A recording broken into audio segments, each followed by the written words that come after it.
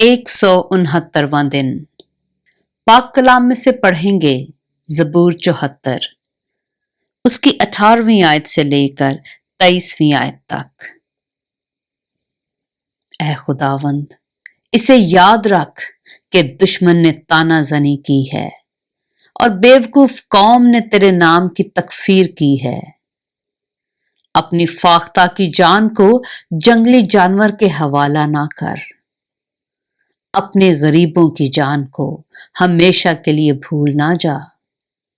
اپنے عہد کا خیال فرما، کیونکہ زمین کے تاریک مقام ظلم کے مسکنوں سے بھرے ہیں۔